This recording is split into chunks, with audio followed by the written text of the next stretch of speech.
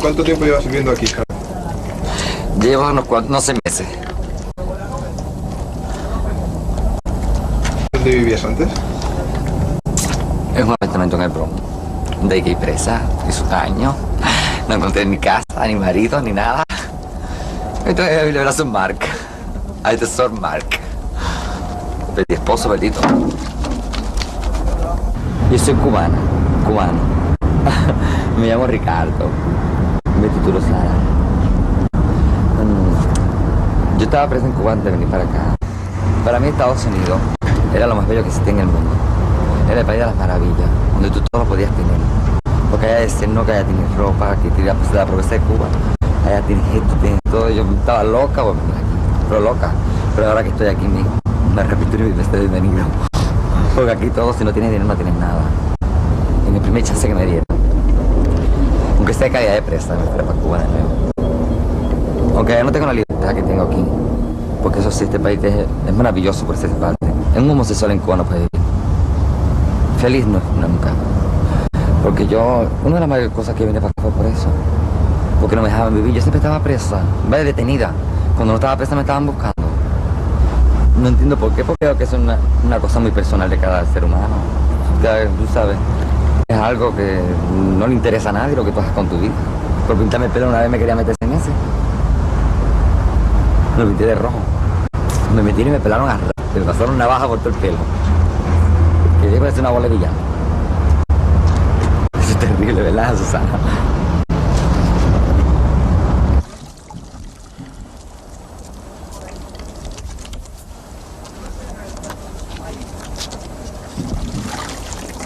¿Y no hay ningún sitio por aquí donde podéis ir a ducharos? ¿A ducharnos? Hay un sitio ahí para gente menores de 21 años. Y tú me viajas allá para eso. ¿Eso no me quieren allí?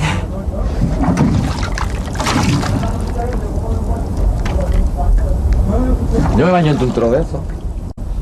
Me meto con un cubo de agua caliente, ese me los baños bellísimos. Cuando se me pasa frío. La historia de María fue muy bella allí. Yo estuve 2 días en el mar. Llegué a Cayo Hueso. Ahí nos recibieron bien lindo. Los americanos, los cubanos, todo el mundo. Toda la gente de acá. Nos recibieron bien bonito. Un sentimiento muy grande. Yo lloré mucho. Entonces, ¿sabes? Ver el trato que nos dieron así sin conocernos, sin nada, y ser un país que no está asociado con Estados Unidos. Vaya, como sabes que son diferentes regímenes. Y me dio mucho sentimiento, me sentí muy feliz. Vi la libertad entre mis ojos. Y ahora voy a hacer lo que quiera. Ricardo lived in what has commonly been known here in New York, or at least would hang out in the salt mines, just a couple miles from here. A couple miles from here, the Department of Sanitation stores the salt that they use during the winter for when ice is on the roads. And there's a subculture down there which is absolutely incredible.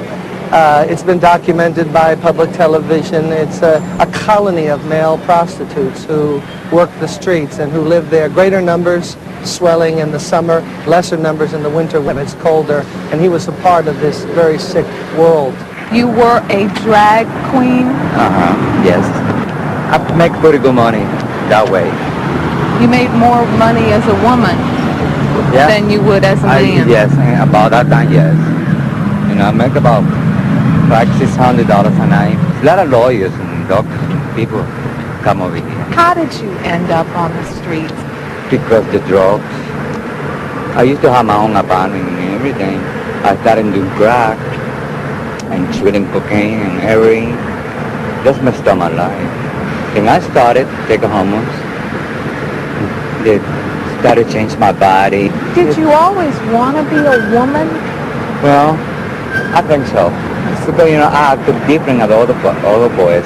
How did you act different? Were you more feminine? A little bit more feminine. But I always be that way. I'm a little baby. Always the people say, no, you are gay. That's what I started to believe it. I used to live over there. After the summer. You lived over there? Over there, Up there on this ledge? Yes.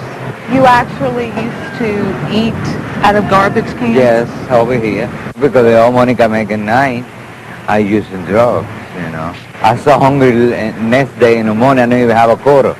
Every day you had to go and prostitute yourself? every day, every single day. He was the troublemaker of all. He's the one that introduced all the young kids getting on the street to crack and prostitution. Did you ever look in the mirror and think, who am I? You know, sometimes I do. Before, and then all this just dressed up, I say, Mike, I cannot believe it's this. You know, I look like somebody different. You had to think, is there another way? Oh, I thought of a million times, but I cannot do it by myself. I'm trying very hard, especially the drugs. I try to stop and smoke crack and all that kind of stuff. I never can do it myself. What did you think when you saw Sarah? Well, at first, I didn't know what it was, a man or a woman, because I never was exposed to nothing like this.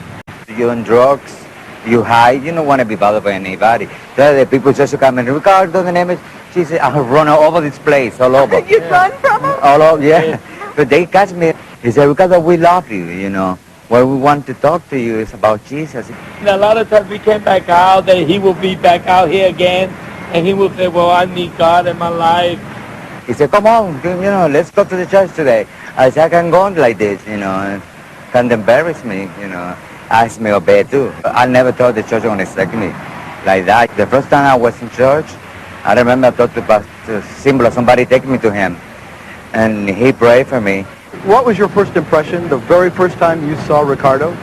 It was an incredible first impression. This attractive blonde woman with a black dress on, black stockings, black high heels, had her back to me, didn't see me coming, and moved in front of me as I was going to buy her.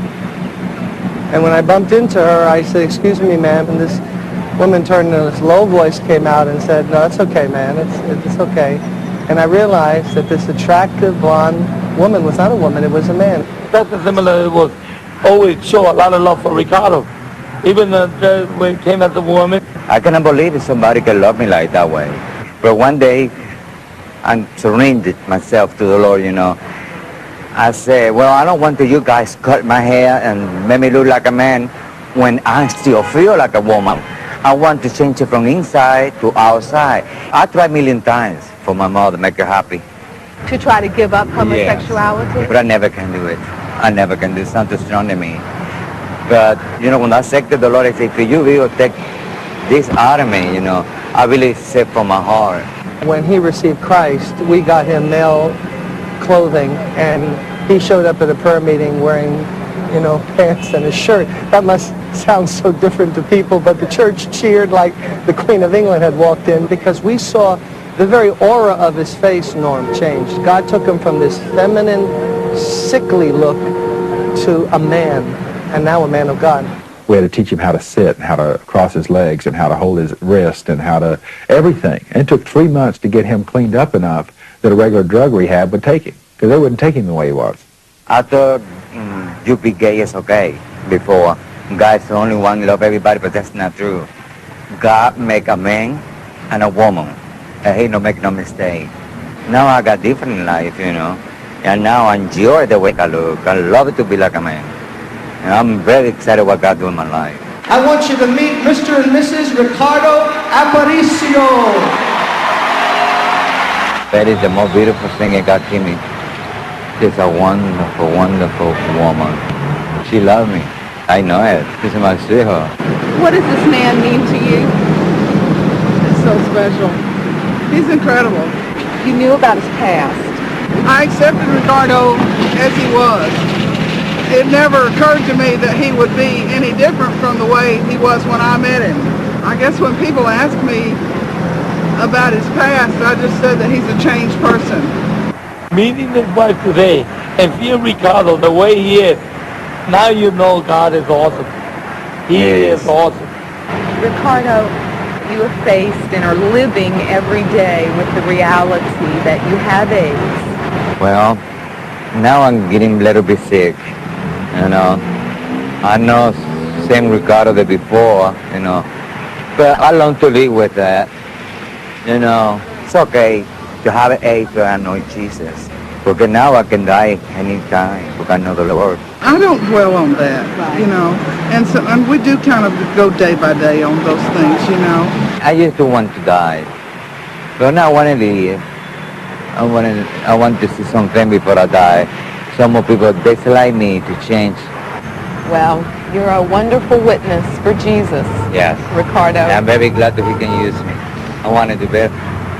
Ven acá. ¿No te recuerdas de mí? ¿Cómo estás? This is my wife, Betty. Hi. How are you doing? Honey, I know this person for a long time. He was out here and he was all in drag, hustling out here for 10, 15 years. I told you, the Lord really blessed me. Very blessed me. You know, I'm a new person, man. So remember always, guys, if you feel lonely, whatever, God's there. For you guys see how much he helped me. And he can do to you too, I know it's special. You know, a lot of people might think, yeah, that's good for someone else, but you don't know what I'm going through. I'm telling you, the fact that God could change Sarah, Ricardo, into a man of God who is now married, who is a blessing to people, who loves the Lord, it just goes to show that with God, nothing, absolutely nothing is impossible. Remember, if somebody can help you, that's God. I can tell you that. Definitely I can tell you that. I live in the street for many years. It's nice to meet you. I'm about to cry, Carol.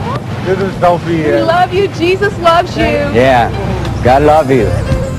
Lord, it was you